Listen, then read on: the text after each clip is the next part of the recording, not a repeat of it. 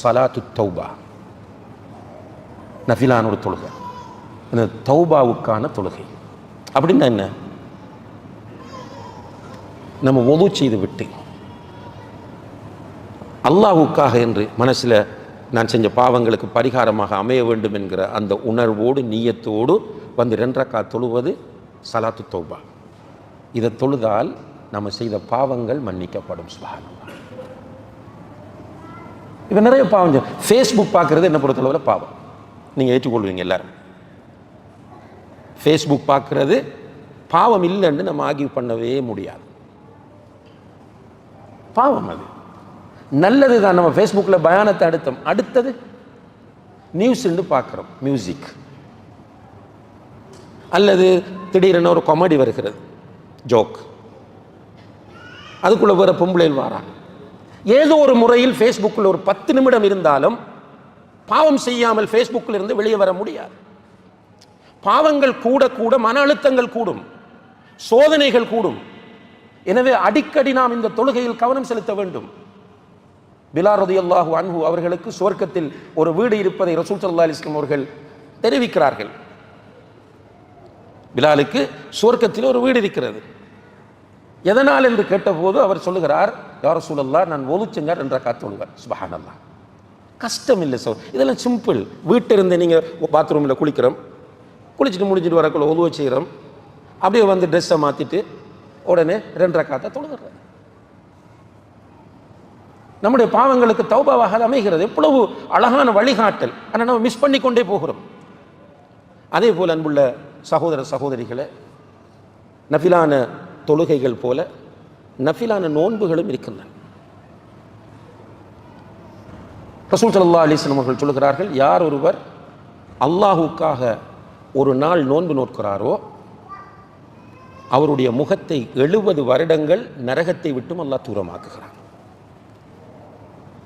அல்லாஹ்வுக்காக யார் ஒரு நாள் நோன்பு நோக்கிறாரோ அவருடைய முகத்தை நரகத்தை விட்டு 70 நாட்கள் அல்லாஹ் தூரமாக்குகிறார்.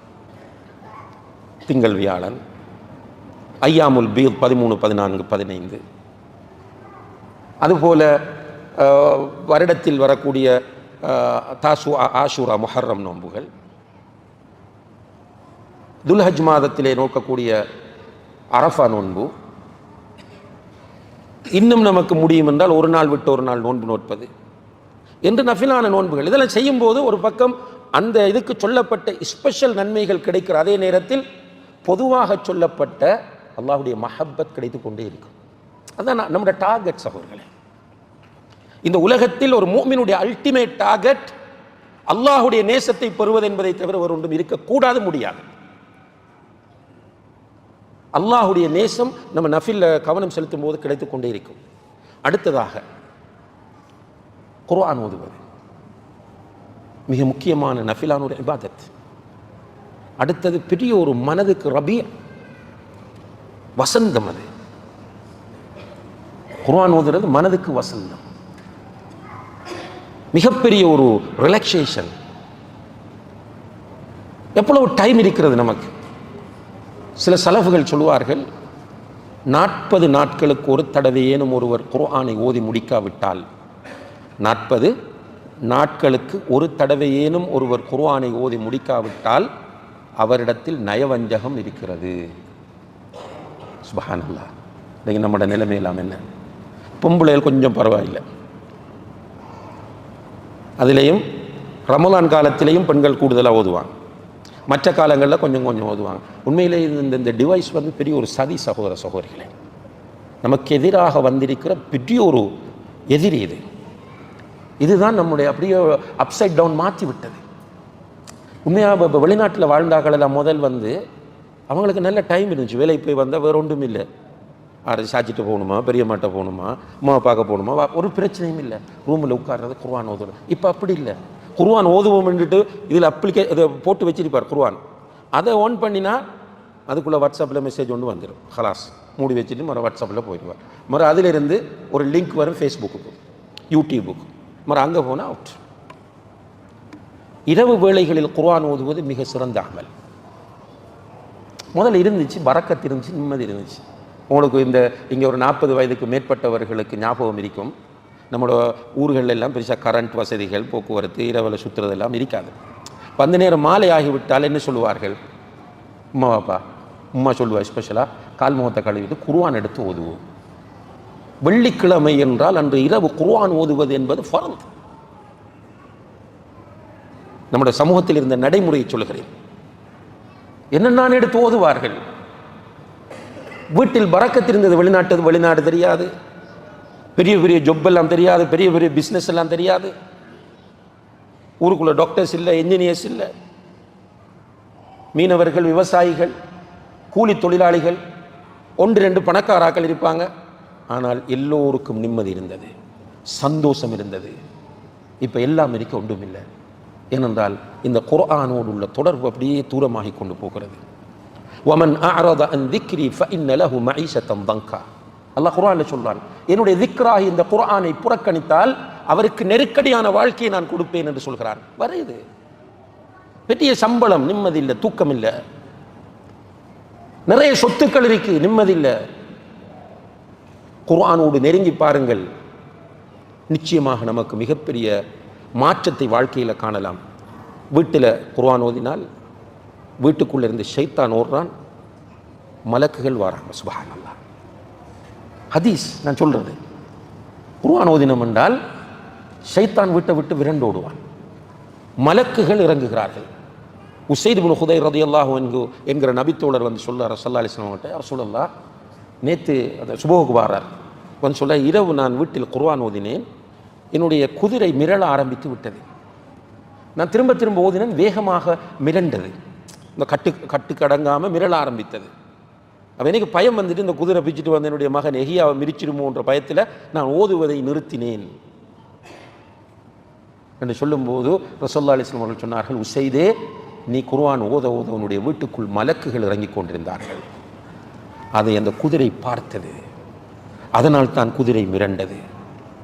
அப்போ வீட்டுக்குள்ள மலக்குகள் வந்தால் தான் கணவன் மனைவிக்கு இடையில் ஒரு அண்டர்ஸ்டாண்டிங், பெற்றோர் பிள்ளைகளுக்கு இடையில் ஒரு மஹப்பத். உண்மையில் நம்ம என்ன நினைக்கிறோம் என்றால், காசு, சர்டிஃபிகேட், ஸ்கூல், என்ற ஃபுல்லாக அந்த ஸ்கூலில் படித்த எங்கள்கிட்ட அந்த சொத்து இருக்கு, எங்களோட வீட்டில் இந்த சோஃபா, அந்த ஸ்டைல், இதில் நிம்மதி என்பது மனதில் உள்ளது. அந்த நிம்மதியை தருவதற்கு மிக முக்கியமான ஒரு வழியாக இருப்பது இந்த குர்ஆன். எனவே வீட்டில் குர்ஆன் ஓதுங்கள். பேச்சுலர்ஸாக இருக்கிறவர்கள் குர்ஆனோடு நெருக்கமான தொடர்பை ஏற்படுத்துங்கள். ஒரு நாளைக்கு நீங்கள் ஒரு அரை மணித்தியாலம் இருந்தால், அன்புள்ள சகோதரர்களே, ஒரு 50 தொடக்கம் 100 வரை உள்ள வசனங்களை நீங்கள் ஓதலாம். இன்ஷா அல்லாஹ் அரை மணித்தியாலம் இருந்தால். ஒரு நாளைக்கு அரை மணித்தியாலம் ஏன் ஒதுக்கல? நமக்கு குர்ஆன் ஓதுவதற்கு, இந்த ஃபேஸ்புக் பார்க்கறதுக்கு, ஃபோன் பார்க்கறதுக்கு பல மணி நேரங்களை ஒதுக்கக்கூடிய நாம், நாளை மறுமையிலே மஹ்ஷரிலே அல்லாஹு தஆலா சூரியனை நம்முடைய தலைக்கு 1 மைலுக்கு அப்பால் கொண்டு வந்து நிறுத்துகிற போது அவனுடைய நீதிமன்றம் வந்துவிடும். அல்லாஹ் வருவான், நம்ம ஒவ்வொருவரையும் அழைத்து விசாரிப்பான். அந்த நேரத்தில் அல்லாஹ் கேட்கிற 4 முக்கியமான கேள்விகளில் ஒன்று, உன்னுடைய வாலிபத்தை எப்படி கழித்தாய், உன்னுடைய ஆயுளை எப்படி கழித்தாய். நம்ம பதில் சொல்லப்படாது அல்லாஹ் கிட்ட.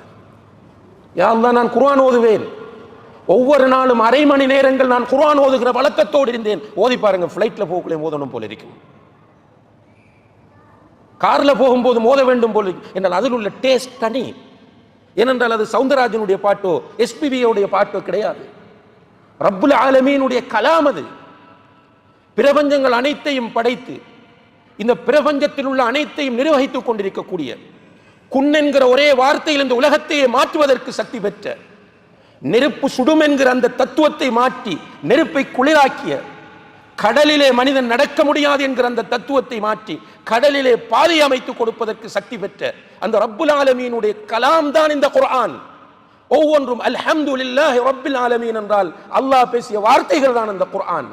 எனவே அல்லாஹ்வுடைய குர்ஆனை ஓத ஓத ஓத பரக்கத்து வரும், நிம்மதி வரும், பொருளாதாரம் வரும், ரஹ்மத் வரும், கஷ்டம் நீங்கும், பிரச்சனை நீங்கும், நோய் நீங்கும், எல்லாமே நமக்கு சந்தோஷமாக இருக்கும். ஆனால் நம்ம ரெடி இல்லை என்பதுதான் இங்கே இருக்கிற பிரச்சனையாகும். எனவே அன்புள்ள சகோதர சகோதரிகளே, ஒரு நியத்து வையுங்கள், அந்த ரப்புல் ஆலமீனுடைய மஹப்பத் எனக்கு தேவை. அந்த ரப்புல் ஆலமீனுடைய மஹப்பத்தை நான் பெற வேண்டும் என்றால் ஃபர்தான வணக்கங்களை செய்கிற அதே நேரத்தில் நஃபிலான வணக்கங்களில் நான் கவனம் செலுத்த வேண்டும். அந்த நஃபிலிலே சுன்னத்தான தொழுகைகள், நோன்பு, குர்ஆன் ஓதுவது. அதுபோல இறுதியாக இன்னும் ஒன்றை சொல்லி என்னுடைய உரையை நிறைவு செய்யலாம் நினைக்கிறேன். அதுதான் அல்லாஹ்வை திக்ர் செய்வது.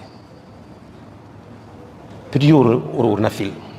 எந்த அளவுக்கு நஃபில் என்றால், ரசூலுல்லாஹி அலைஹி வஸல்லம் அவர்கள் சொல்லுகிறார்கள், உங்களுக்கு நான் ஒரு அமலை கற்றுத்தரட்டுமா? தங்கம் வெள்ளியை நீங்கள் தர்மம் செய்வதை விட அல்லாஹுக்கு விருப்பமானது. சுப்ஹானல்லாஹ்.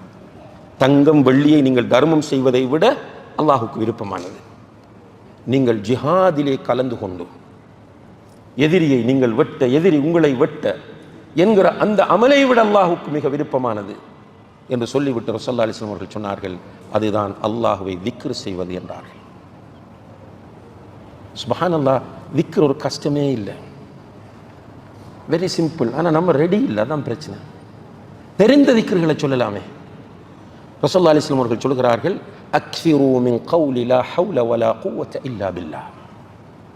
லா ஹவுல வலா குவத இல்லா பில்லாஹ் என்பதை அதிகமாக சொல்லுங்கள். யாருக்கு பாடம் இல்லை? லா ஹவுல வலா குவத இல்லா பில்லாஹ் பாடம் இல்லாதாக்கள் யார் இருக்கிறோம்? எல்லாருக்கும் பாடம். ஆனால் எத்தனை பேர் சொல்கிறோம்? ரசூலுல்லாஹ் சொல்லுகிறார்கள், கன்ஸும் மின் குனூஸில் ஜன்னah. லா ஹவுல வலா குவத இல்லா பில்லாஹ் சுவர்க்கத்து பொக்கிஷங்களில் ஒன்று. இன்னும் ஒரு ஹதீஸ்ல, பாபும் மின் அப்வாபில் ஜன்னah, சுவர்க்கத்து வாசல்களில் ஒன்று. லா ஹவுல வலா குவத இல்லா பில்லாஹ். இமாம் இப்னுல் கைம் அல் ஜௌசியா ரஹிமஹுல்லாஹ் அவர்கள் சொல்லுகிறார்கள், இந்த லா ஹவுல வலா குவத இல்லா பில்லாவை யார் அதிகமாக சொல்லுகிறாரோ அவருக்கு ஸ்ட்ரெஸ்ஸே இருக்காராம். சுப்ஹானல்லாஹ். என்னோட லா ஹவுல வலா குவத இல்லா பில்லாஹ் மீனிங் என்ன? லா ஹவுல், எந்த சேஞ்சும் இந்த உலகத்தில் நடக்காது, எந்த ஒரு மாற்றமும் இந்த உலகத்தில் நடக்காது. வலா குவத், யாருக்கும் இந்த உலகத்தில் சக்தி கிடையாது, இல்லா பில்லாஹ், அல்லாஹுடைய உதவியை கொண்டே தவிர. எந்த ஒரு மாற்றம் நடக்கணும்னா அல்லாஹ் நாடணும். அது எனக்கு இருக்கிற வருத்தம் நீங்கணும்னா அல்லாஹ் நாடினா தான் நீங்கும். எனக்கு இருக்கிற பொருளாதார கஷ்டம் நீங்கணும்னா அல்லாஹ் நாடினா தான் நீங்கும். என் குடும்ப பிரச்சனை நீங்கணும்னா அல்லாஹ் நாடினா தான் நீங்கும்.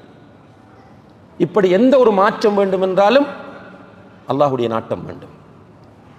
இந்த உலகத்தில் யாருக்கும் இந்த சக்தியும் கிடையாது. சுப்ஹானல்லாஹ். திரும்ப திரும்ப நீங்க இந்த பொருளோடு இதை சொல்லி பாருங்க, எவ்வளவு பெரிய ஒரு ரிலாக்ஸேஷன் வரும். அதான் சொல்லாங்க இமாம் இப்னுல் கைம் ஜௌசியா, லா ஹவுல வலா குவத்த இல்லா பில்லாஹ் என்பது ஒரு மனிதன் அதிகமாக சொன்னால் அவனுடைய ஸ்ட்ரெஸ் எல்லாம் குறையும். அதே போல் இன்னும் ஒரு சின்ன திக்ர் ஒன்று, அல்லாஹு ரப்பி லா ஷரீக லஹ். என்னது? அல்லாஹு ரப்பி லா ஷரீக லஹ். இப்போ திரும்ப திரும்ப ரிப்பீட் பண்ணிங்கன்னா மனசில் பதிஞ்சிடும். அல்லாஹு ரப்பி லா ஷரீக லஹ். என்னுடைய ரப் அல்லாஹ் தான், அவனுக்கு எந்த துணையும் இணையும் கிடையாது. ஒரு கஷ்டத்தில் இருக்கிறவர் இதை ஓதினால் அவருடைய கஷ்டம் நீங்கும். பிரச்சனைகளுக்குள் இருக்கிறவர் இதை ஓதினால் அவருடைய பிரச்சனைகள் தீரும் என்று நபி ஸல்லல்லாஹு அலைஹி வஸல்லம் அவர்கள் சொல்கிறார்.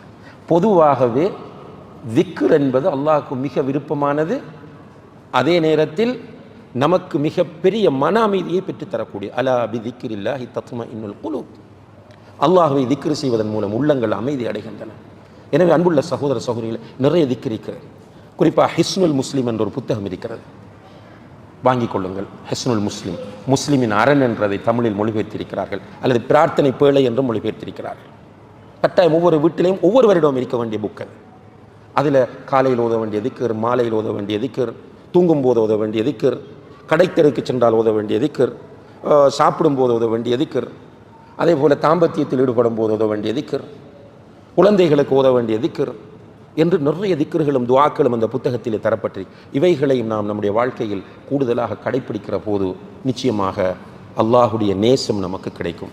எனவே இந்த ஹதீஸுல் குதுசி என்பது அன்புள்ள சகோதர சகோதரிகளே, நம்முடைய வாழ்க்கைக்கு மிக மிக தேவையான, நமக்கு நன்மாராயம் சொல்லக்கூடிய ஒரு ஹதீஸுல் குதுசியாக இருக்கிறது. யார் என்னுடைய நேசர்களை பகைத்து கொள்கிறார்களோ அவர்களை தண்டிப்பது, அவர்களுக்கு எதிராக யுத்த பிரகடனம் செய்வதனுடைய பொறுப்பு என்றெல்லாம் பொறுப்பெடுத்திருக்கிறான். அடியார்கள் ஃபர்தான வணக்கங்களின் மூலம் என்னை நெருங்கும் போது எனக்கு அது மிக பிடித்ததாக இருக்கிறது என்று சொல்கிறான்.